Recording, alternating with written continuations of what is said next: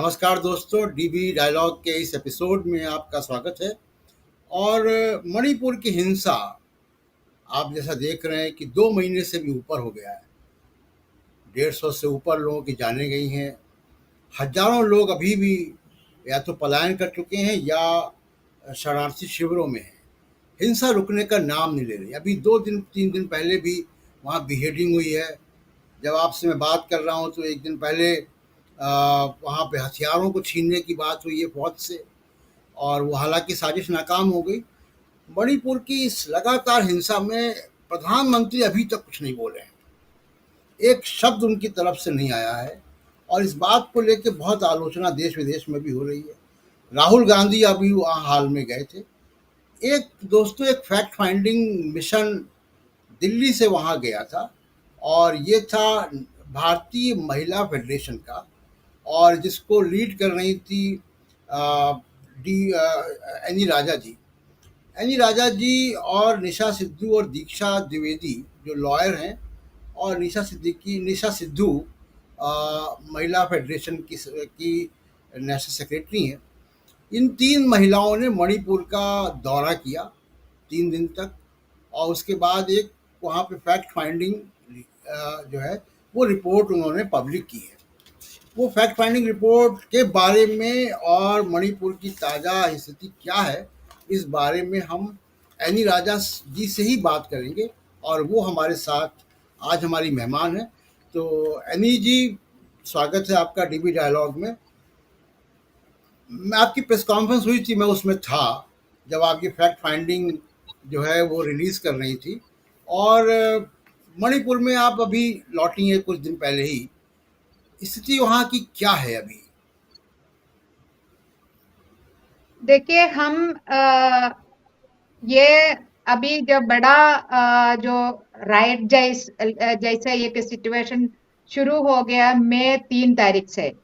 हम गई है कि जून 28 तारीख को गया है, तो लगभग 2 महीना हो रही थी हम उधर गया है। उस वक्त भी जो हमारा पहला जो नजरिए से हमें देखने के लिए ये मिला है कि जो पीसफुल लाइफ मणिपुर का अंदर बिल्कुल खत्म हो चुकी है, और सारा जनता एकदम बहुत चिंतित थे और बहुत परेशान थे, बहुत डरा हुआ है। ताकि वो लोग ये भी सोच रहे थे पता नहीं कौन सी दिशा से कोई गोली आए और शरीर पे लगे और उसका जिंदा रहे या मर जाए। इसी प्रकार का एक डर से लोग जीवित। ये हमारा जो एयरपोर्ट से हम बाहर निकलते हुए ही हमें ये चीज महसूस हो गया। और जब हम राहत घरों में जो रिलीफ कैंप में विजिट किया, तभी हमारी जो ऑब्जर्वेशन बिल्कुल सही निकला कि वही सोचता है जनता की। और ये इसलिए है कि इतने दिन होने के बावजूद भी राज्य की सरकार ने, वो बीजेपी की सरकार है, उस सरकार ने सक्रिय तौर पे और इफेक्टिव तौर पे इस हालात को बदलने का कोई एक काम नहीं किया। इस वजह से 2 महीना होने का था, अभी 2 महीना हो चुका है, इसके बावजूद भी लोग उस डर से जीना पड़ रही है। जी, आपने तीनों महिलाओं का आपका दल था, निशा सिद्धू और दीक्षा द्विवेदी। तो महिलाओं के बारे में खासकर बात करेंगे, क्योंकि उन महिलाओं की स्थिति रिलीफ कैंप में क्या है, हिंसा के इलाके में क्या है। लेकिन एक बात आपने कही अपनी फैक्ट फाइंडिंग में, सबसे पहली बात जो आपने कही कि स्टेट स्पॉन्सर्ड वायलेंस है, यानी राज्य के द्वारा प्रायोजित हिंसा है, सरकार के वो द्वारा प्रायोजित हिंसा है। ये कैसे राइट, आप? ये हम इसलिए नहीं बोला है कि उधर बीजेपी के सरकार है, हम महिला फेडरेशन से है, उनसे हम आइडियोलॉजिकली डिफरेंट है, इस वजह से नहीं है। हमने जो चीजें उधर देखा है कि हालात को समझा है, तो ये एकदम से 3 मई को शुरू बड़ा तौर पे शुरू हो गया ये राइट और जो भी है। मगर इससे पहले ऐसा एक परिस्थिति का ओर चलने वाला और ऐसा एक परिस्थिति को जो क्रिएट करने में सरकार का बहुत एक्शंस एक कारण हो गया है। तो मैं एक दो उदाहरण आपको बता सकती है कि जो मार्च महीने से लेके सरकार ने जो एनक्रोचमेंट को रोकने का और जो फॉरेस्ट लैंड को बचाने का, सेव करने का, रिट्रीव करने का, उस नाम से सरकार ने एक एविक्शन ड्राइव शुरू किया था, जो बीजेपी की सरकार ने 30-40 घर जो कुकी ट्राइबल्स पीढ़ियों से उधर रह रही है, उनको उनका घर पे, उनको विलेज में, हिल्स में जाके एकदम बोला है कि आप सब घुसपैठी है और आप सब इलीगल एनक्रोच से करके 30-40 घरों को उन्होंने उधर से ये उन लोगों को निकाल दिया, वो गांव को पूरा एविक्शन कर दिया है। और इसके बाद वो हिल के बारे में है, और प्लेन में भी हो, इम्फाल के अंदर भी हो, मार्च के महीने में 3 जो ईसाइयों का जो चर्च वो जलाए थे, और 3 अलग अलग डिनोमिनेशन का। एक तो जो रोमन कैथोलिक का था, हमने उस फादर को भी मिली है। फादर ने हमें ये बोल रहे कि बहुत सालों से 20 साल से भी ज्यादा सालों से हमारे पास उसका पक्का पट्टा है उस जमीन का, फिर भी सरकार ये बोले कि हम इलीगली एनक्रोच किया है, चर्च बनाया है बोल के तीनों चर्च को डिमोलिश किया है। इसके बाद दूसरा एक हो गया है कि जो नागा रिवर की पास में बहुत सारी ईसाई घर थे, वो सारे हर एक घर को उन लोगों ने ये जो डिमोलिश किया है। और इसमें दूसरी बात यह है, जो हिल की डेवलपमेंट के लिए, विकास के लिए केंद्र की तरफ से वो जो बजटरी एलोकेशन होती है, तो सरकार की तरफ से एलोकेशन होती है, तो बजट में वो तमाम एलोकेशन की लगभग 80% जो प्लेन में, यानी इम्फाल उसी इलाके में प्लेन में होती है, ये पैसा हिल की डेवलपमेंट के लिए है, मगर खर्च कर रही है वो, उसमें भी बहुत हमने सुना है कि परसेंटेज जा रहे, कुछ नेता आ रहे, वो तमाम चीजें देखे, मैं उसमें डिटेल्स में जा रहे, मगर ये है कि उस 80% प्लेन में कर रही और बिल्कुल कम 10-15% ऊपर जो हिल्स की डेवलपमेंट के लिए कर रही है। इस चीज को भी जो ये जनता को एक तरफ एक प्रोवोक करने का और जनता को गुस्सा होने का एक बड़ा कारण था। तो ये और उधर और भी कुछ चीजें हुआ था, जो डिमोलिशन के वजह से, एविक्शन के वजह से लोग बहुत नाराज हो रहे थे। लोग और इंटेलिजेंस का भी रिपोर्ट था कि सरकार को होशियार रहने का, कुछ और बड़ा होने का है करके, मगर लेकिन सरकार एनी की जी, तरफ से कोई प्रिकॉशन इसको लेकर नहीं किया। ये एक कारण है। हमने, वही वही this is one of the reason हमने बोला है कि स्टेट स्पॉन्सर्ड है। दूसरा रीजन ये है कि ये 3 मई को ये इतना बड़ा जो बहुत सारे हजारों घर जलाया, और स्कूलों जलाई, कॉलेजेस जलाई, चर्चेस जलाई, दोनों तरफ का घर जलाई, ये तमाम चीज, और बहुत सारी लोगों का मृत्यु हो गया, जो गोली चलाने की वजह से और कुछ और कारण से भी उस वक्त, उसी हफ्ते में के अंदर। मगर वो चीज को, उसका भयंकर रूप का एक दंगा जैसा हो रहे है, मगर उसको कंट्रोल करने के में नाकामयाब हो गया, क्योंकि पुलिस इनएक्टिव थे। जो भी फोर्स उधर था, उस फोर्स को भी, ये दोनों को कोई आदेश मिला नहीं थे कि इंटरवीन करके इसको कंट्रोल करने का।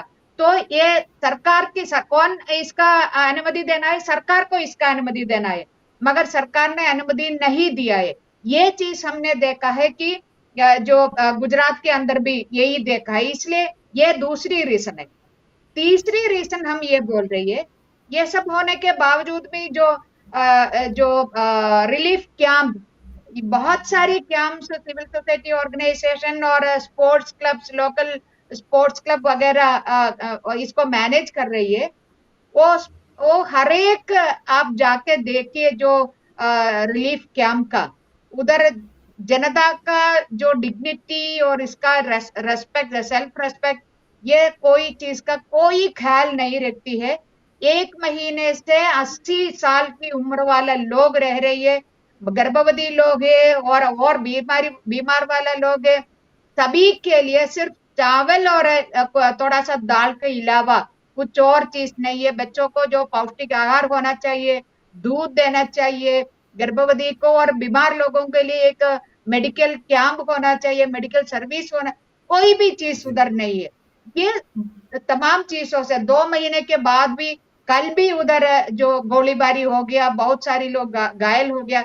ये तमाम चीजों से हम बोल रहे हैं कि यदि एक डिटरमिन्ड सरकार है, यदि ये सरकार जो चुनाव डेमोक्रेटिकली इलेक्टेड गवर्नमेंट, वो कॉन्स्टिट्यूशन की जो रिस्पॉन्सिबिलिटी निभाना है, वो रिस्पॉन्सिबिलिटी है जनता की लाइफ और लाइवलीहुड को बचाने वाला जो रिस्पॉन्सिबिलिटी है, वो निभाने में पीछे हट रही है। इसका मतलब हम ये इसको इसको हम बोल रहे हैं कि स्टेट स्पॉन्सर्ड वायलेंस। जी। एनी जी, अगर मैं इसको थोड़ा सा बैकग्राउंड करूं, जो आपने बात की है उसको राउंड अप करें, तो वहाँ मणिपुर में लगभग 53 से 54% पॉपुलेशन मैती लोगों का है, जो मेनली घाटी में रहते हैं, प्लेन्स में रहते हैं, जिनकी बात कर रही हैं आप। और 16% कुकी हैं, और कुकी और मैती में इस वक्त जो है विवाद है। और 24% नागा पॉपुलेशन है। तो और कैसा आप कह रही कि रिसोर्सेज जो हैं वो, जहाँ मैती ज़्यादा पॉपुलेशन का घनत्व है, जहाँ ज़्यादा लोग रहते हैं, वहाँ पे वो हुआ। दूसरी बात ये कि फरवरी में एंटी इंक्रोचमेंट ड्राइव चला, जो आपने बताया। उसके बाद अप्रैल में वहाँ पे 3 चर्च, मार्च या अप्रैल में 3 चर्च गिराए गए। 20 अप्रैल को हाई कोर्ट का जजमेंट आता है, जिसमें वो राइट। एडवाइस करते हैं कि मैतीस को शेड्यूल ट्राइब का दर्जा दे देना चाहिए। और उसके बाद 3 मई को, उसके पहले 28 अप्रैल को एक ओपन जिम का उद्घाटन करने जाते हैं मुख्यमंत्री चुरचंदपुर में। और उसको नहीं कर पाते क्योंकि विरोध होता है बहुत। और उसके बाद 3 मई को वहाँ पे ट्राइबल सॉलिडेरिटी मार्च होता है चुराचंदपुर में। और उसके बाद से वायलेंस चुराचंदपुर। स्टार्ट हो, चुराचंदपुर में, राइट। उसके बाद से वायलेंस स्टार्ट हो जाता है। इतना सीक्वेंस सरकार के पास था, तो सरकार की तैयारी नहीं थी, उनको इंडिकेशन मिल रहे थे कि इसमें कुछ हो सकता है। तो क्या आपको ऐसा लगा कि सरकार की तरफ से कुछ किया गया? एक बात। दूसरा कि जो आप कह रही कि पुलिस, तो जैसे यानी गुजरात में पुलिस ने होने दिया कुछ, 2002 की बात कर रहा हूँ, और दंगाई अपना काम करते गए, तो जिसको कहा है कि मूक समर्थन, तो क्या ये मणिपुर में भी ऐसा ही हुआ? ये मूक समर्थन में पुलिस को लेके पुलिस इनएक्टिव थे, मगर वो इसलिए नहीं है कि वो समर्थन कर रही है, वो इसलिए था, उसको आदेश नहीं दिया है सरकार की तरफ से आपको इसमें रोकना है। एक ऐसा एक बड़ा, जैसे आपने बिल्कुल सही कहा, चाहे वो आप मैती एरिया में जाके पूछिए, चाहे वो कुकी एरिया में चाहे पूछे, चाहे मुस्लिम एरिया में जाके, तीनों जगह पे हम जाके लोगों से गांव गांव जाके बात किया है। और तमाम लोग ये सारा सेक्शन नहीं बोल रहे है, यदि कम से कम जो पुलिस फोर्स को अपने काम करने के लिए अनुमति मुख्यमंत्री ने दे दिया है, तो सरकार ने दे दिया है, तो ऐसा ये हालात नहीं होती।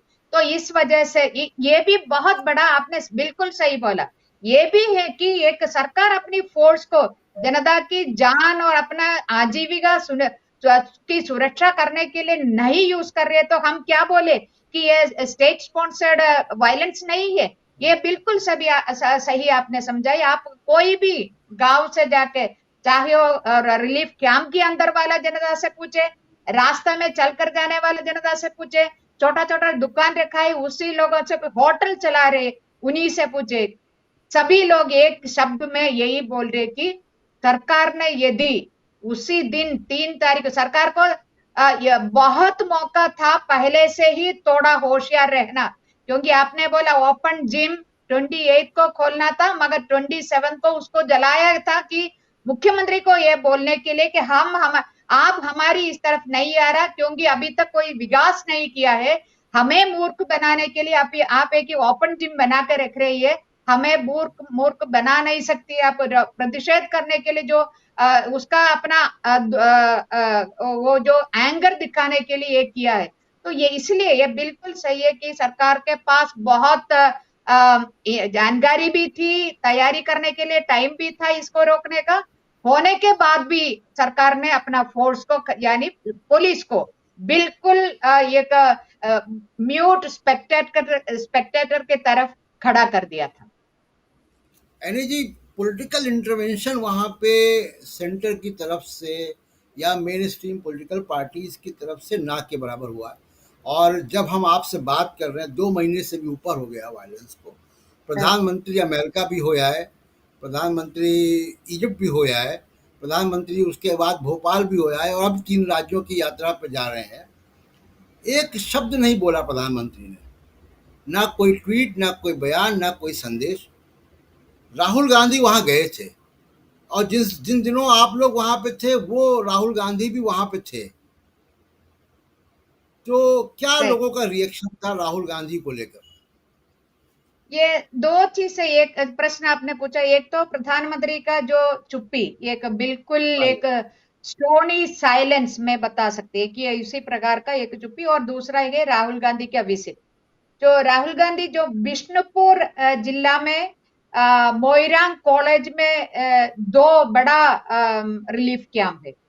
हम उसी दिन 29 को उसी कैंप में सुबह से जाके लोगों के साथ हम बात करके वो तमाम चीजें करके हम डीसी को, डिस्ट्रिक्ट कलेक्टर, जिला कलेक्टर को मिलने के लिए उन्होंने हमें टाइम दिया था, 2 बजे का टाइम दिया था। तो इसलिए डीसी दफ्तर में हम बैठ रहे थे। डीसी दफ्तर से ये मोइरांग रिलीफ कैंप के लिए उधर से बिल्कुल चंद किलोमीटर, ज्यादा दूर नहीं है। पुलिस स्टेशन भी उसके पास है, बीजेपी का दफ्तर भी उधर ही है। और ये डीसी दफ्तर की थोड़ी दूर में, 1 किलोमीटर 2 किलोमीटर के दूर में राहुल गांधी को रोका है। और जब हम मोइरांग से डीसी के दफ्तर तक आ रहे थे गाड़ी में, तब हमें उधर से कैंप से पता चल गया राहुल गांधी आ रहे, क्योंकि सारा इंटेलिजेंस एजेंसी उधर आ रही थी, पुलिस आ रही थी। वो जो होती है ना वीआईपी आते वक्त तारा तमाम जो सिक्योरिटी का अरेंजमेंट करना, तब हमें पता चल गया कि राहुल गांधी आ रहे। और हम आते डीसी के दफ्तर में आते वक्त हमने ये देखा है, जो रास्ते की दोनों तरफ महिलाएं और ज्यादातर महिलाएं, पुरुष लोग भी था मगर ज्यादा से ज्यादा संख्या में, मणिपुर में कहीं पर भी देखो आपको हर दिन वही महिला की एक प्रेजेंस मिलेगी। मगर उस दिन महिलाएं जो नेशनल फ्लैग और कांग्रेस के फ्लैग लेके या कुछ फूल लेके, जो फूल मिला है वो हाथ में पकड़कर राहुल गांधी के इंतजार में खड़ा थे, पूरी दोनों रास्ते के दोनों तरफ। तो हम भी ये बोल रहे थे, कमेंट कर रहे थे, और राहुल गांधी इधर इन लोगों को भी उनका चेहरे पे देखो कितना एक खुशी है कि कोई अभी तक कोई बाहर से कोई पॉलिटिकल लीडर, हम ही था सच में। उनसे आप पूछ सकती है, पता भी कर सकते हैं, हमारा था सबसे पहला डेलीगेशन। और एक पॉलिटिकल पार्टी के लीडर के तौर पर राहुल गांधी आ रहे थे, तो मगर उनको रोक दिया। तो हम उस डीसी दफ्तर में था, तब कुछ नौजवान बीजेपी का कार्यकर्ता उस डीसी के दफ्तर में आ गया। और वो इतनी चिल्ला रही थी वो नौजवान, उसका एक लीडर, वो लीडर चिल्ला रही थी, अरे ये सरकार ने, मुख्यमंत्री ने क्यों राहुल गांधी को रोका है, वो आके कुछ तो कर लेती, इनको क्यों रखा है। तो हम सक्रिय रूप का कार्यकर्ता है बीजेपी के, हाँ अभी से हम रिजाइन करना जा रहे हैं, सोशल मीडिया में मुख्यमंत्री के खिलाफ हम ये लिखना जा रहे हैं, मगर ये नहीं है, इंटरनेट नहीं है। तो हमने बोला उधर डीसी का दफ्तर में ही एक मीडिया रूम था, हम भी उधर से कांटेक्ट कर रहे थे हमारी साथियों को। तो उधर जाइए, उधर से आप जनता को सोशल मीडिया से माध्यम से आप बताइए कि आप रिजाइन कर रहे करके, हम भी उसको बोला है। तो ये इवन वो भी बहुत गुस्से में थे, बीजेपी के कार्यकर्ता खुद गुस्से में थे। और हम ये भी देखा है महिला बहुत गुस्से में थे। वो मेरा पे भी नाम का जो महिलाएं है पूरा मणिपुर के अंदर, खास कर जो प्लेन में मेती एरिया में, और वो लोग बहुत सारी महिला पुलिस स्टेशन की तरफ जा रही है, बोले कि इस पुलिस को हम आज ही जलाएंगे पुलिस स्टेशन को, क्योंकि ये हमारी सुरक्षा नहीं कर रही है।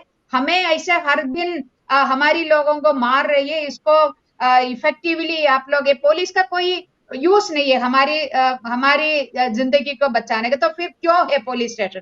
और बीजेपी के दफ्तर के लिए भी कुछ लोग जा रहे थे कि केंद्र की बीजेपी और केंद्र सरकार, नरेंद्र मोदी की सरकार की वजह से मुख्यमंत्री कुछ नहीं कर रहे थे। बहुत जो गुस्से में थे लोग, हम ये हमारी आंखों से देखा है। जहां तक जी जो प्रधानमंत्री का चुप्पी के बारे में है, प्रधानमंत्री बीजेपी खास कर प्रधानमंत्री नरेंद्र मोदी के लिए इस देश की जनता, उनको जनता की तरफ वो नहीं मानती है।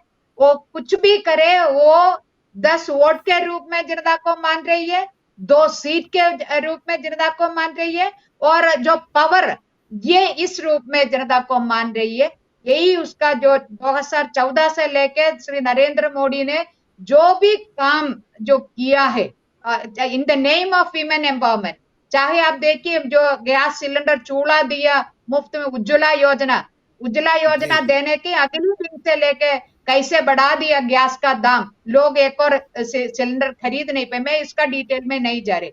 तो उनके लिए, बीजेपी के लिए, खास कर प्रधानमंत्री के लिए, इस देश की जनता, चाहे वो मणिपुर का हो कहीं और का हो, कि 10 वोट सिर्फ वोट है, वोट के अलावा एक जिंदा हुआ इंसान है, इस देश के नागरिक है, ऐसा एक सोच नहीं, इसलिए वो चुप है। उसको पता है कोई भी हो कि इमोटिव अभी क्यों इसको लेकर चुप क्यों रह रहे लोग ही हमें बोल रही है, क्योंकि एक तो है जो इस राज्य को 3 हिस्से में बांटने का भी इनका हिडन एजेंडा है, लोग बोल रही है। एक कुकी एरिया, एक मैती एरिया, एक नागा एरिया, इस करके 3 हिस्सा में इसको, जैसा कश्मीर को किया उसी प्रकार हमारी ये राज्य को भी बांटना है। लोगों के बीच में खुलकर बातें हाँ, हो ये रही है। बयान भी मिजोरम के मुख्यमंत्री का भी बयान आया है, जो रामथंगा का। मैं उस पे भी आता हूँ, लेकिन आप वहाँ पे इम्फाल ईस्ट और चुरचांदपुर और मोइरांग के रिलीफ कैंप में गई। रिलीफ कैंप की क्या हालत है? खाना, दवाइयाँ, ज़रूरी सामान, या वहाँ बच्चे भी हैं, औरतें भी हैं, क्या स्थिति है रिलीफ कैंप की और कितने लोग हैं रिलीफ कैंप में? आपको मैं आपको ये बताऊं कि एक महिला, या बहुत सारी गर्भवती महिला है, मगर 2 महिलाएं गर्भवती महिला, एक परिवार का 2 महिलाएं प्रेग्नेंट है, और दोनों का पहला प्रेगनेंसी है। और वो जब उनका घर को जला दिया था, तो वो ये अपनी कहाँ के रिलीफ 6 कैंप, महीने का, हेलो, कहाँ के रिलीफ कैंप में मिली, कहाँ के रिलीफ ये कैंप? बिष्णुपुर में मोइरांग हाँ, राहत जगह मोइरांग। पे था, मोइरांग कॉलेज में था।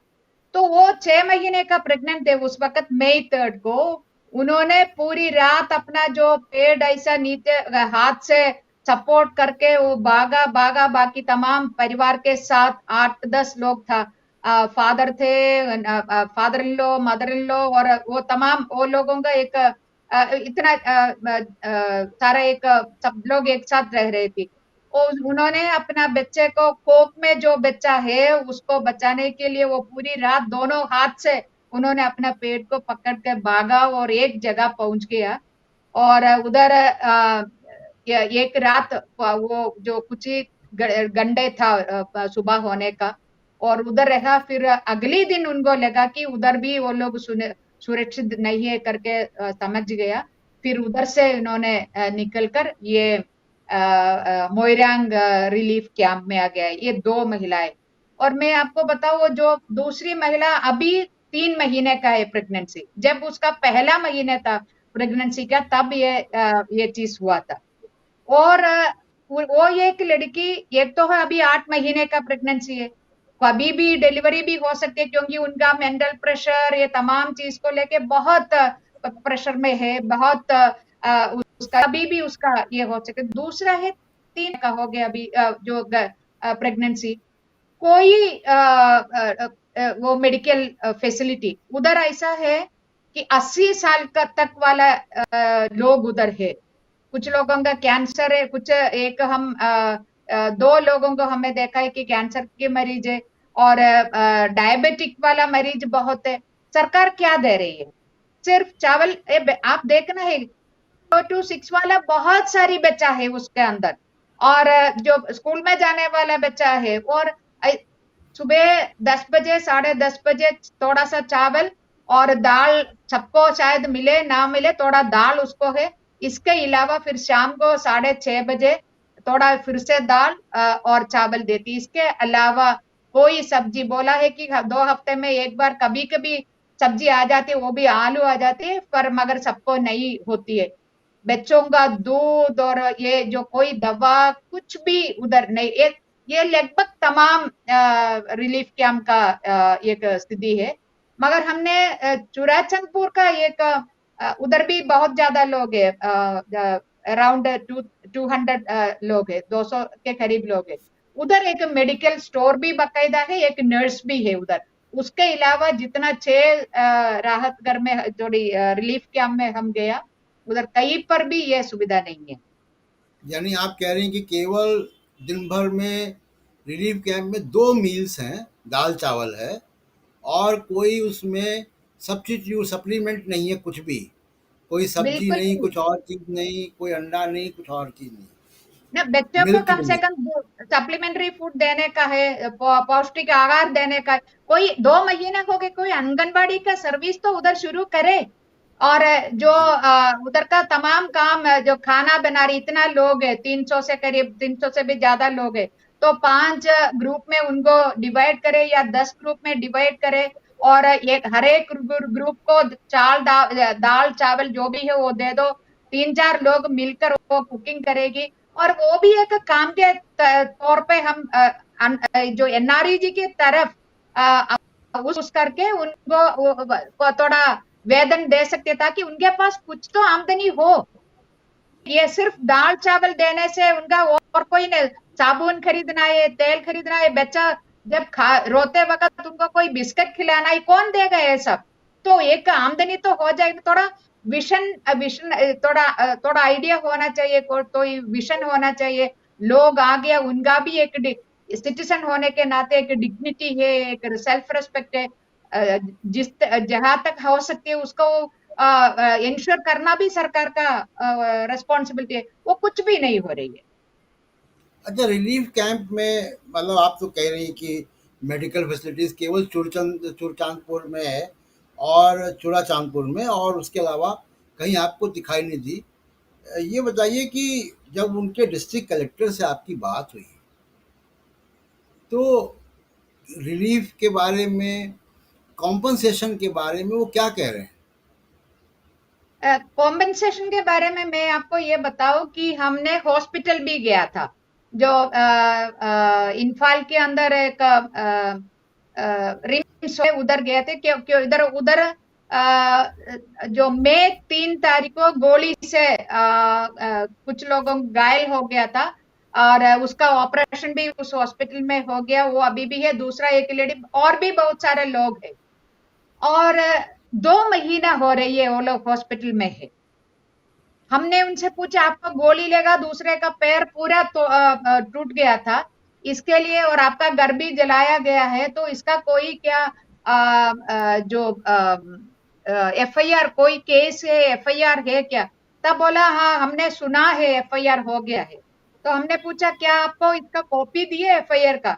तब बोला, कॉपी नहीं दिया है।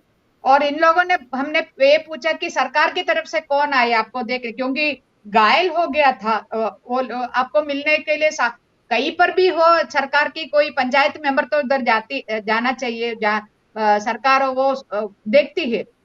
मगर उन लोगों ने बोले, ये इतना शॉकिंग था हमें। 2 महीना हो रहे हॉस्पिटल में भर्ती है, जो गोली से उनका उधर पेट के साइड में गोली लगा, इतना बड़ा ऑपरेशन करके वो गोली निकाला, और आज भी वो ठीक से चल नहीं पा रही है। उनको मिलने के लिए और बाकी लोगों को मिलने के लिए आज तक कोई सरकार के अधिकारी, जो डीसी दफ्तर का जो पियून तक उनको मिलने के लिए गया नहीं है। तो आप बताइए, क्या क्या फिर आप सोच सकती है क्या कॉम्पनसेशन के बारे में? कौन बात करेगी इन लोगों को कॉम्पनसेशन के बारे में? कोई और जब एफआईआर डीसी भी सर बहुत कम हुई है। एफआईआर भी बहुत कम हुई है, आपकी फैक्ट फाइंडिंग में ये कि एफआईआर नहीं हुई है। तो कोई हमने लोग इतना गिरफ्तारियां कुछ हुआ है कुछ? नहीं, मैं ये बोल रही कि हमने 1000 से भी ज्यादा लोगों को हमने मिला है। मैं लगभग 2-3 हजार को लोगों को हम मिला है अलग अलग रिलीफ कैंप का अंदर। और किसी एक के पास उसमें भी बहुत सारे लोगों का घर जलाया हुआ है। और दोनों तरफ से ये जब वायलेंस हुआ था उस वक्त घायल हो गया है। बहुत सारी हम ऐसा भी परिवार से मिले उनकी जो घर का लोग इस गोलीबारी से या कुछ उसी 3 और 4 तारीख का अंदर उनका भी डेथ हो गया है। उसी के उन्हीं के परिवार से भी हम मिली थी। किसी के पास आप राह जो कॉम्पेंसेशन के बारे में हम नहीं बोल रहे, वो कम से कम आप जाके उनके दुख के साथ, उनके दुख के समय उनके साथ खड़े होने का एक सेंसिटिविटी इस सरकार को नहीं है। बीजेपी सरकार को, राज्य सरकार को नहीं है। कोई एफआईआर नहीं है किसी के पास, सिर्फ एक एफआईआर, वो भी चुराचंदपुर के अंदर किसी के पास है, हमने देखा है, वो भी इतना पूरा नहीं है। मगर किसी को भी कोई राहत मिला है करके, जो कॉम्पेंसेशन मिला है करके, सबने बोला कि हमें कुछ नहीं मिला है। अभी तक कोई सरकार का कोई आके हमें मिला भी नहीं है, पुलिस आके कोई स्टेटमेंट भी नहीं ले लिया है। यही स्थिति है। यानी जी वहाँ पे लगभग 25 ग्रुप्स हैं जो कि एसओओ के अंतर्गत आते हैं। तो इनको और ये 30 थे करीब, लेकिन 25 जो है वो एसएसओ के तरफ के अंतर आते हैं। ये ग्रुप का तो खैर इनके पास आर्म्स नहीं होंगे क्योंकि इनके आर्म्स सरेंडर हो गए थे। अभी स्थिति क्या है कि आर्म्स बहुत हैं लोगों के पास, वहाँ पे जो ये एथनिक ग्रुप्स हैं इनके पास जो वायलेंस में इन्वॉल्व हैं, उनको डिसआर्म किया जा रहा है कि नहीं किया जा रहा है? देखो इसमें एक चीज है कि ये एक मणिपुर एक बहुत स्ट्रैटेजिक स्टेट है, और म्यांमार जी से वगैरह कनेक्टेड है। तो हमने बहुत चर्चा इसमें इसको लेके कितनी सालों से कर रही, जो म्यांमार से जो वेपन ट्रैफिकिंग करती है, जो ड्रग्स जो उस उधर से इलीगल ये तमाम चीजें होती है। ये तमाम चीजें हमें, और जो जू के अंदर जो सस्पेंशन ऑफ ऑपरेशन, इसी के अंतर्गत कुछ तो आर्म्स वगैरह सरेंडर किया था। मगर इस पीरियड के अंदर जो कुकी फैमिलीज हमें बता रहे थे कि ये जो कुकी मिलिटेंट्स, कुकी फैमिलीज ही हमें, कुकी लोग ही हमें बोले, कुकी मिलिटेंट अंदर आके उनके पास बहुत सोफिस्टिकेटेड वेपन है, बहुत मोस्ट मॉडर्न वेपन है। और दूसरा वो उनके पास वो है, और दूसरा है कि सरकार का ही गोदामों से वेपन जिस जगह पे हाई सिक्योरिटी जगह पे रखा था, वो लूटने दिया। एक्चुअली यही बोल रही, ये मैं आपको ये बता रही है कि पुलिस आज अभी ये दूसरी पक्ष को बोल रहे, आप भी लोग आगे लेके जाओ, ये लोग सब लेके गए, आप भी लेके जाओ करके बोल रहे। तो आप समझ सकती है सरकार की जो मुख्यमंत्री खुद एग्री किया था। मेरे ख्याल से more than 1000 weapons were looted, लूट करके लेके गया। और देख रही है, हमने जाते वक्त भी देखा है कुछ लोगों के हाथ में जो स्नाइपर, पता नहीं उसको क्या बोल रहे, उसी प्रकार का गन था, हमने देखा है। और दूसरा चीज है सरकार ने क्या किया। सरकार ने अभी बोला है, instead of disarming all the groups and individuals, वो कॉन्फिस्केट करने के बगैर इन्होंने क्या बोला, जिसका भी लाइसेंस्ड वेपन हो वो तमाम चीजें सरेंडर करो, ये बोलते। यानी लाइसेंस्ड वाला किसका है, जो इधर भी है उधर सब जगह पे है, ज्यादातर वो हिल में रहने वाला जो लोग है, वो लोग जो जानवरों को मारने के लिए एक what sort of A small gun रखती है, वो तमाम चीज को लाइसेंस्ड गन को सरेंडर करने के लिए सरकार ने बोला। ये नहीं जो जितना वेपन बाहर से आया, जितना वेपन को लेके कुकी मिलिटेंट्स के पास है, वो तमाम चीज को पकड़ नहीं पा रहे, मगर आम जनता के पास जो भी छोटा सा ये है कि वो अपनी जो फॉरेस्ट जो वाइल्ड एनिमल से बचने के लिए भी रखा हुआ है, उसको सरेंडर करने के लिए बोले। तो एक ये बात एक मुझे बहुत बड़ा। बताइए। जी, जी। एक बात बताइए कि आप तो वहाँ पे गई और मैं ऐसे जगहों पे कई बार जा चुका हूँ। जब बफर ज़ोन बन जाता है जिसमें फ़ौज है, सिक्योरिटी फ़ोर्सेस हैं, एक तो बात ये हो रही है कि बफर ज़ोन के दोनों तरफ एक ही तरीके की फ़ोर्स हो, और वो ये बात ऑल पार्टी मीटिंग में भी आई। और बफर ज़ोन का मतलब है कि जो भी व्हीकल या लोग जा रहे हैं वो उनका चेकिंग होगा, मॉनिटरिंग होगा। हुँ, लेकिन ये वायलेंस अभी तक लगातार चल रहा है, तो ये बफर ज़ोन लोग कैसे क्रॉस कर रहे हैं? जो बफर जोन के बारे में आपने सही बात बोला। ये बफर जोन के बारे में कुकी लोगों के पास जब हम इसके बारे में चर्चा कर रहे थे, तब उन लोगों ने बोला हाँ बफर जोन होना बहुत जरूरी है, और मगर इसमें अभी ये देख रहे हैं कि दोनों तरफ एक ही फोर्स होना चाहिए। मगर अभी देख रहे इस तरफ आर्मी का है तो उस तरफ आसम राइफल का है, तो ये इनका बीच में भी एक तालमेल नहीं है, और इनके बीच में भी इनके बारे में भी जनता का कोई मिसट्रस्ट है, क्योंकि मैती लोग बोल रहे हैं आसम राइफल्स कुकी को मदद कर रही है, और कुकी लोग बोल रहे हैं कि जो आर्मी लोग है वो कुकी को सपोर्ट कर रहे हैं, मैती को मदद कर रहे हैं। तो लोग ये बोल रहे थे बफर जोन होना चाहिए, मगर रोड इसका इस तरफ और उस तरफ दोनों तरफ एक ही फोर्स हो, ताकि नहीं तो क्या होती है, कुछ भी कोई भी इलीगली आती है विद वेपन से आती है तो दोनों कोई एक्शन नहीं लेती है, इसलिए फिर कोई सुरक्षा नहीं होती है। उसी प्रकार दोनों तरफ दोनों दो फोर्स का लोग है, तो इसलिए बफर जोन में एक ही फोर्स दोनों तरफ होना चाहिए, यही बोल रहे। हमने देखा है कि ऐसा नहीं है। एक ऐसा मुझे लगा कि जैसे अभी तक वायलेंस चल रही है, तो सीरियसनेस नहीं है सेंटर की तरफ से। अगर प्रधानमंत्री मोदी का साइलेंस है, उनकी खामोशी है, तो एक मैसेज जाता है। तो क्या ये पॉलिटिकल कुछ सोच है कि मेजॉरिटेरियन जो एक इनसिक्योरिटी है माइटीज़ के बीच में, क्या वो एक कारण बना कि over the years affirmative action से, आपकी रिपोर्ट में भी इसका जिक्र है कि कुकीज़ या दूसरे समुदाय थोड़ा सा मेन स्ट्रीमिंग हुई उनकी, नौकरियों में आए, पैसा आया, और वो एक डेमोग्राफिक इनसिक्योरिटी पैदा हुई वहाँ पे। तो क्या ये पॉलिटिकल रीज़न भी है कि बीजेपी या सरकार सेंटर की वो मेजोरिटेरियन इनसिक्योरिटी के साथ दिखाई दे रही है क्या? देखो ये एक तरफ का एक एंग्जाइटी उनका बीच में है। मैती लोग जब बातें कर रहे थे कि तब उन्होंने ये बोला हम जाने से मणिपुर जाने से पहले हम दिल्ली में भी ये दोनों ग्रुप की महिलाओं से अलग अलग बात किया था। हमारी दफ्तर में हर एक ग्रुप का 15-15 लोग हम इनवाइट किया था, वो लोग आके हमने डिफरेंट दिन में इनको बात करके तभी हम डिसाइड किया था मणिपुर जाने का।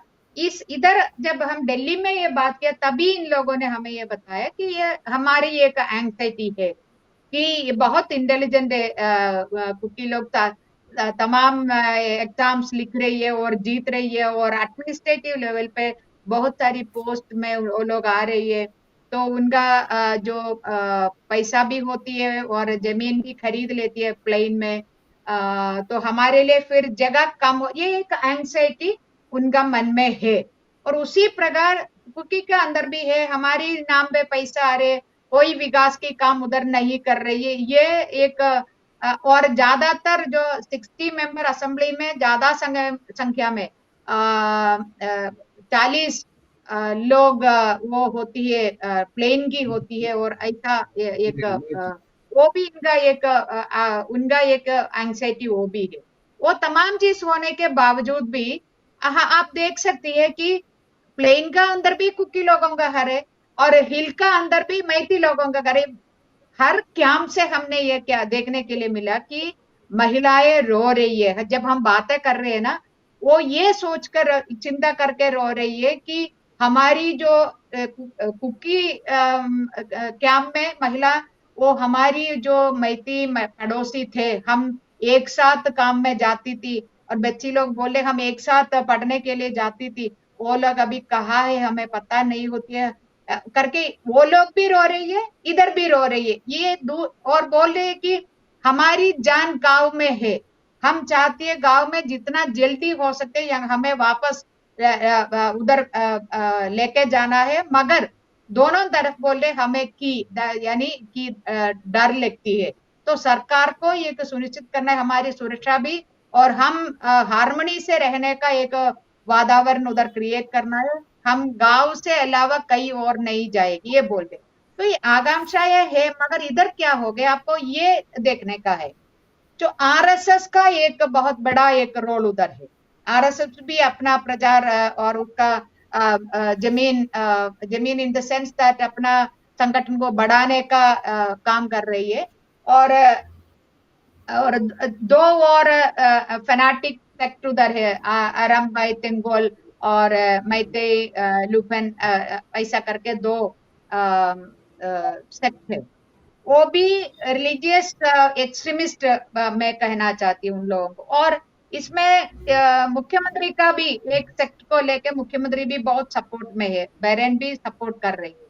ये चीज भी थोड़ा इसका अंदर ये इन्फिल्ट्रेशन बोले और प्रोवोकेशन का बोले ये उनका ये इसको बनाए रखना, इस संघर्ष को बनाए रखना, उसका प्रयास इन संगठन भी उधर कर रही है। ये भी हमें मतलब आप कह रही हैं कि मुख्यमंत्री और बीजेपी के बीरेंद्र सिंह और आरएसएस दोनों जो मैतीस के अंदर एक बहुसंख्यवाद या बहुसंख्य इनसिक्योरिटी है, असुरक्षा की भावना है, उसको बढ़ाने का काम कर रहे हैं।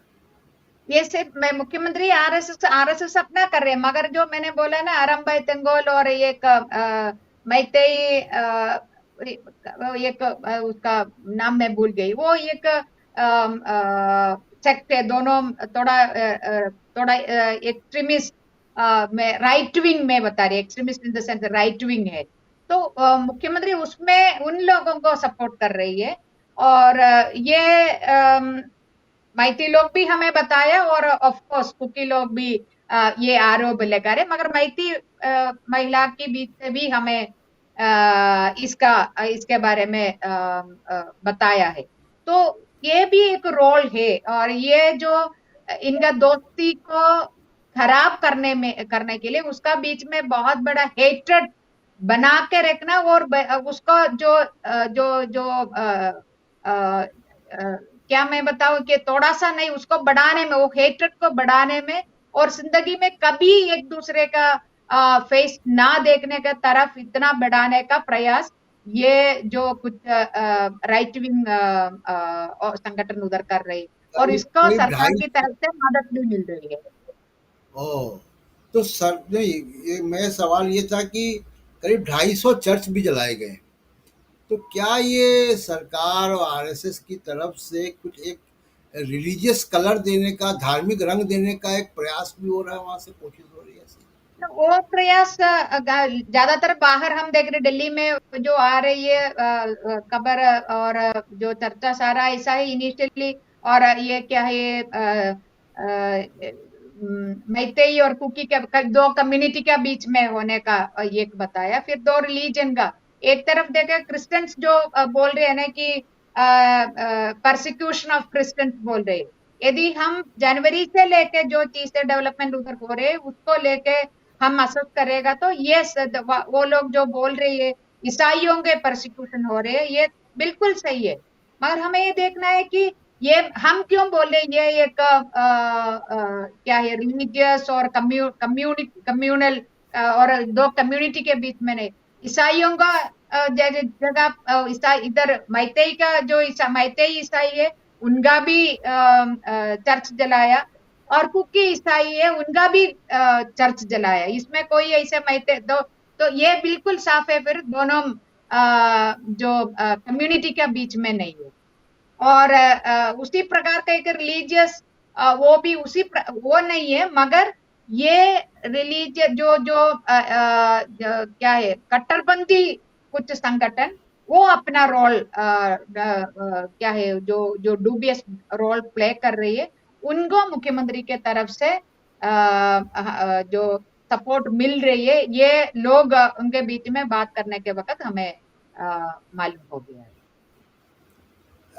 एनी जी, ये बताइए कि नेशनल पॉलिटिक्स में, क्योंकि जैसे इंटरनेट वहाँ बंद है और वो 10 जुलाई तक अभी बढ़ गया है, और तो सोशल मीडिया नहीं है वहाँ पे।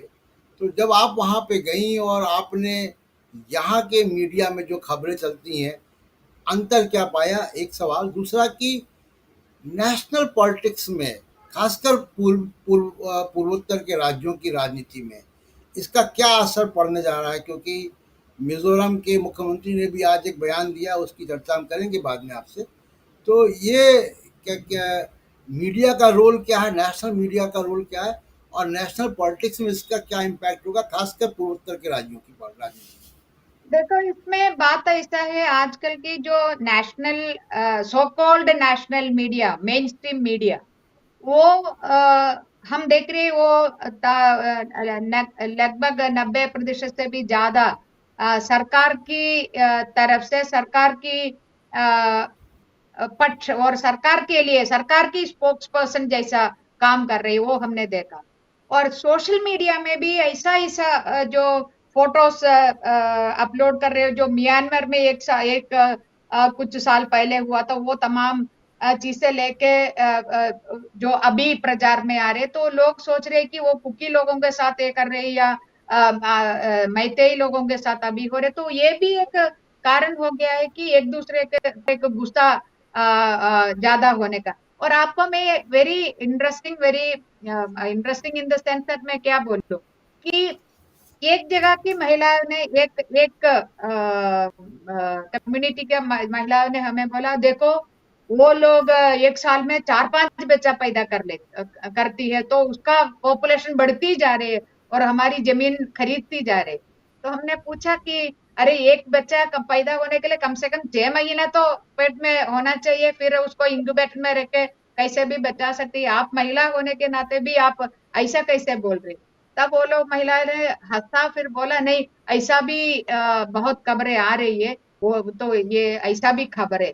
मैंने बोले यही प्रॉब्लम होती है, ऐसा कोई भी खबर सुनती है, उसका जो रीजनिंग आप देखती नहीं है, सुनते ही आप भड़क जाती है और फिर हथियार उठाती है या लाठी उठाती है और आप चल पड़ती है, या कुछ और गाड़ी जलाती है, करती है करके। तो इस प्रकार का एक तमाम dubious very negative role media का उधर उधर भी था। और हाँ, बाहर में क्या बताओ, बहुत सारी नहीं, फर्क डिफरेंस है, सच्चाई अफवाहें बहुत वहाँ सारा। पे ऐसी ऐसी अफवाहें फैलाई जा रही हैं। एक शब्द इस्तेमाल हो रहा है, पॉपुलेशन इंजीनियरिंग।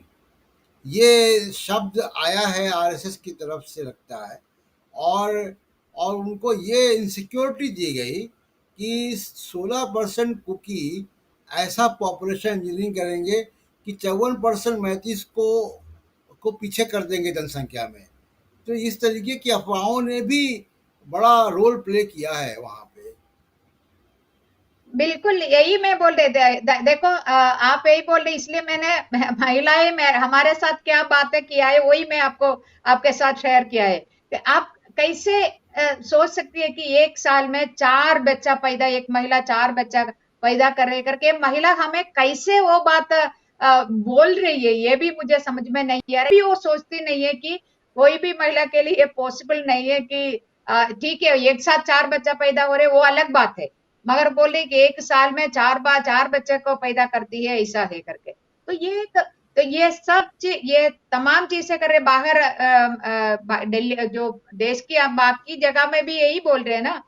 85% और 83% हिंदुओं लोगों का, हिंदू पॉपुलेशन है, और 15% जो मुसलमान पॉपुलेशन है, वो अब भी 85% को ओवरकम करेंगी, क्योंकि 4-4 शादी कर रहे हैं, 25-25 बच्चा को पैदा कर रहे हैं मुसलमान इधर। यही यही प्रचार हो रहे हैं ना, जो संघ परिवार, आरएसएस संघ परिवार का सेम चीज है। यही राइट विंग जो ऑर्गेनाइजेशन ये प्रचार भी उधर कर रहे, ताकि लोगों के मन में एक असुरक्षा पैदा करे। और ये भी है कि वो लोग पढ़कर रिजर्वेशन के माध्यम से जो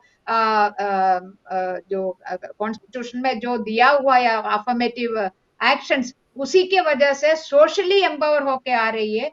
इनका ये लोग इसी प्रकार प्रचार कर रहे कि आपका जगह ये घेर ले रही है, यही आपका अपॉर्चुनिटी छीन रही है, यही बोल रही है। तो ये बहुत लेकिन बड़ा एक मैथीज को तो ओबीसी रिजर्वेशन मिलता है, नहीं, वो उनको सब तमाम लैंड। चीजें, मगर इतना स्ट्रॉन्ग रूमर्स ऐसा फैला है, और उसको सपोर्ट मिले एडमिनिस्ट्रेशन की तरफ से, और ये तमाम चीज की वजह से ये एक लेकिन यानी कि मिस्ट्रस्ट और एंग्जाइटी जब पैदा इंटरनेट होती है। जब इंटरनेट शुरू होगा तो अफवाहें और तेजी से फैलेंगी। बिल्कुल बिल्कुल। अभी इंटरनेट ना होने से बच्चों को जो पढ़ाई पढ़ाई के बारे में मैं क्या बोलूं, घर जलाए तो सब कुछ जला दिया है, स्कूल जलाया, सब कुछ जला दिया। जो हमने गुजरात में भी देखा और कंधमाल में, उड़ीसा में भी देखा। सभी चीज बच्चों का पढ़ाई का जलाने, सिर्फ जलाने की बात नहीं है, और वो बच्चे का पढ़ाई का खत्म हो जाती है, फिर वो उसका एक जनरेशन को हम उसको आगे बढ़ने से हम रोक रहे। इसमें इसका एक इम्पैक्ट हमें समझने का बहुत कैसे जरूरी है। कैसे नॉर्मल कैसे हो की सिचुएशन, सोल्यूशन क्या है? क्योंकि चीफ मिनिस्टर तो इस्तीफे का ड्रामा किया, इस्तीफा नहीं किया। आप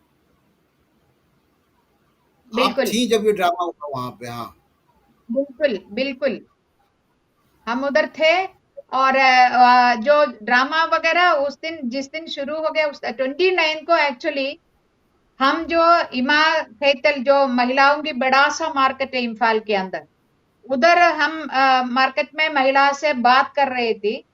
तो एक फोन एक महिला को आया, तो उन्होंने हमें बोला कि बॉडी आ गया, बॉडी आ गया। तो हमने पूछा बॉडी किसका बॉडी आ गया? नहीं नहीं, अभी एक को मारा था, उसको लेके एक आर्मी जवान थे, और वो छुट्टी पे आया था, वापस जाने का, छुट्टी खत्म होके कल वापस जाने के लिए था, उसको मार दिया है करके। तो 10 मिनट के बाद हमें भी लेके गया उधर। थाउजेंड्स ऑफ विमेन, उसका उधर पुरुष को एंट्री नहीं होती है कि जो इमाम फैसल में। तो उस वक्त इतना महिलाएं इकट्ठा हो गया, और उसका बीच में एम्बुलेंस से जो बॉडी उतार कर नीचे रखा, हमने देखा इतना ब्रूटल तरीके से उस व्यक्ति का मर्डर किया था। वो लोग हमें इंसिस्ट किया, आप लोग फोटो खींचो, ये जाके दिखाओ करके। फिर हम भी फोटो भी खींचा उधर, हमारी टीम ने। तो ये उसके बाद मैं आपको ये बताना चाहती हूँ, उसका उस सुबह जो 10-11 बजे तक यही लोग, जो मैतेई लोग, हम किसी से भी बात करें, और इधर जब दिल्ली में भी हमने उनके मीटिंग किया था, उस वक्त भी हमने प्रोवोक किया था उनको, कुछ तो बोलो मुख्यमंत्री के खिलाफ, क्योंकि ये इलेक्टेड गवर्नमेंट है, first responsibility lies with the elected government. मगर वो लोग तैयार नहीं थे। 29 सुबह सुबह भी और 11 बजे तक वो लोग तैयार नहीं थे। वो लोग यही बोल रही थी, अरे उनकी हाथ बंद किया है अमित शाह और मोदी ने, सारा चीज हैंडल कर रहे, उनकी गलती है ये। मगर उस व्यक्ति का बॉडी लेके आया, उसके बाद में बोलो, हम हमारी आंखों के सामने हमने देखा जिस प्रकार जो जनता का एक एटीट्यूड बदल रही है। उस सरकार के अभी तक उस मुख्यमंत्री को हाथ में लेके वो लोग घूम रहे थे, इतना एक शब्द भी उनके खिलाफ नहीं बोल। वो लोग ये इस परिस्थिति में आ गया, इस डेड बॉडी उठा के मार्च करके मुख्यमंत्री के घर पे जाए, और मुख्यमंत्री की घर के जो कंपाउंड के अंदर इस डेड बॉडी को डाले, और मुख्यमंत्री को बोलो आप रखो, इधर इसको रखो, ये बॉडी को रखो, आप ही सारा गुनहगार हो, ये करके बोलने का। तो ये तमाम चीजें उधर हमने देखा है। केंद्र सरकार को क्या करना चाहिए अब? ना, सरकार के अभी मेरे राज्य की सरकार के हाथ में कुछ नहीं, केंद्र सरकार को एक्चुअली केंद्र सरकार ने भी अभी क्या किया, आग में और तेल डालकर आ गया है, क्योंकि एक पूरा स्टेट जल रही है, दोनों तरफ जल रही है। क्या करना चाहिए था कि दोनों जगह का जो सिक्योरिटी और फोर्स को एक्टिवेट करके उसका वेरी स्ट्रांगली जो उसको कंट्रोल में लाने का, जो पीस और उसको मेंटेन करने का ये ऑर्डर देने का था। मगर क्या किया, मुझको बोला आप प्लेन देखो, जो मेतेई का देखो, हिल्स होम मिनिस्ट्री देखेंगे। तो उधर ही उन लोग, ये सरकार ने, केंद्र सरकार ने राज्य को बांटा एक तरफ। तो ये जो उधर गया, उधर जाके भी अमित शाह ने मेथी से बात नहीं किया, यही हमें रिपोर्ट मिल रही है। वो लोग कुकी लोगों से बात करके जो कुकी का कुछ क्याम में जाके आ गया है, यही बता रहे। तो एक प्रकार दोनों जनता को एक एक साथ लाने का प्रयास करने वाला सरकार, केंद्र सरकार भी राज्य सरकार भी, वो लोग जनता को कितना दूर कर सकती है उसका प्रयास कर रही है। ये बिल्कुल कंडमनेबल, एक निंदनीय एक काम कर रही है केंद्र सरकार भी। इसलिए इनको ये क्यों इनएक्टिव हो रही है, कुछ कुछ आदेश दे रहे मगर सक्रिय रूप से इनको इंटरवीन करके 2 महीना से भी ज्यादा हो गया, लोग आज भी मर रही है। तो इसको रोकना के लिए क्या करना है, इसको करना है सेंट्रल गवर्नमेंट को, नरेंद्र मोदी को करना है आज प्राइम मिनिस्टर, और अमित शाह को होम मिनिस्टर होने के नाते पूरे देश के होम मिनिस्टर, उसको करना चाहिए। आखिरी सवाल आपसे कि मणिपुर की सीमा नागालैंड मिजोरम से मिलती है और म्यांमार से मिलती है, बर्मा से मिलती है। तो और अब आज जब मैं आपसे बात कर रहा हूँ तो जो मिजोरम के मुख्यमंत्री हैं, जो मणिपुर का पड़ोसी राज्य है, उनकी बहुत सारी जो ट्राइबल पॉपुलेशन है वो एक जैसी है। और उसमें उनके मुख्यमंत्री जोरामथांगा ने बयान दिया है कि कुकी ज़ूमी ट्राइब को सबको एक जैसा ट्रीट करना चाहिए, यानी एक वो तमाम ट्राइबल्स का एक कॉन्फेडरेशन या यूनियन बनाने की बात कर रहे हैं। तो यानी अब वो कलेक्टिव वॉइस वहाँ पे ट्राइबल कम्युनिटीज़ की हो रही है। जो एक हिस्टोरिक एक हम देखते थे कि नागा कुकी जो वायलेंस था, कॉन्फ्लिक्ट था, उसकी जगह वो दोनों एक हो गए। तो ये जो नई स्थिति बन रही है, ये फ्यूचर में एक नई प्रॉब्लम को जन्म देने जा रही है। इसमें मेरा भी थोड़ा, मैंने वो स्टेटमेंट दिया अभी जो दिया, उसका पूर्ण रूप से देखा नहीं है। मगर उधर ट्राइबल्स भी अलग 33 35 ट्राइब, अलग अलग ट्राइब थे। तो ये यही मैं कुछ भी कुछ ज्यादा एक्सप्लेन करना मैं नहीं चाहती हूँ। इसलिए भी होगा, उधर बातचीत उठ गया है कि केंद्र सरकार चाहती है, जैसे कश्मीर में किया, पूरा स्टेटहुड था फिर भी उस देश को टुकड़े किया है, उस प्रकार जो मणिपुर को भी ऐसा करने का एक प्रयास, एक एजेंडा केंद्र का करके चर्चा उधर चल रही है अभी। वो मैंने पहले भी आपको मैंने बताया है। तो प्रॉब्लम ना हो, यही हम चाहते हैं कि उस वजह से सब लोग इकट्ठा होके अपना राज्य का विकास के लिए, अपना कम्युनिटी के विकास के लिए, पूरा तमाम मणिपुर के तमाम जनता के विकास के लिए इकट्ठा हो, ये बात अच्छा है। मगर ये कोई हमारी जो इंटीग्रिटी का बात है, अभी कुकी लोग ये मांग रहे, हमने उनसे पूछा कि आपका क्या है, सोल्यूशन क्या होगा करके। तब उन्होंने बोला है कि सोल्यूशन हमारी संविधान के अंदर है, 371 ये बातें बोल रही है। तो ये उसके आधार पर वो लोग ऑटोनॉमी और सेपरेट एडमिनिस्ट्रेशन, तमाम चीजें संविधान के अंदर जो प्रावधान है उसको लेके वो लोग चर्चा कर रही है। बिल्कुल, यानी समाधान संविधान के अंदर है और केंद्र सरकार को या पॉलिटिकल पार्टीज को एक बड़ा खुला रवैया अपनाना पड़ेगा, लिबरल व्यू, ताकि ये जो समाज में दीवारें हैं ये कम हो। और एनी जी बहुत शुक्रिया, आप वहाँ गई थी 3 मेंबर्स के साथ, इस हिंसा के बीच में आप वहाँ पे गई, तो ये भी हिम्मत का काम है। और वहाँ से आपने बहुत सारी बातें हमसे शेयर की। दोस्तों, मणिपुर की समस्या बहुत जटिल है और अभी भी हिंसा वहाँ पे चल रही है। अफ़सोस की बात है कि अभी भी नहीं रुकी है। और दूसरी बड़ी अफ़सोस की बात है कि प्रधानमंत्री की तरफ से जो गंभीरता आनी चाहिए थी, जो सीरियसनेस आनी चाहिए थी, वो नहीं आई है, बयान तक नहीं आया है। एक बहुत बड़े इंटरवेंशन की और बहुत सीरियस इंटरवेंशन की, हस्तक्षेप की ज़रूरत है वहाँ पे, पॉलिटिकल हस्तक्षेप की ज़रूरत है, ताकि ये जो दूरियां बनी हैं, पहली बात कि हिंसा रुके, दूसरी बात जो समाज में दूरियां आ गई मणिपुर में, ये दूरियां खत्म हो, और तीसरी कि ये हिंसा या ये नफरत आगे और ना बढ़े। तो एनी राजा जी का बहुत बहुत शुक्रिया कि उन्होंने अपना समय हमको दिया और सब तमाम बातें शेयर की। बहुत बहुत शुक्रिया। और अगले सप्ताह फिर किसी और मुद्दे पर किसी और शख्सियत के साथ आपके बीच मुखातिब होऊंगा। नमस्कार।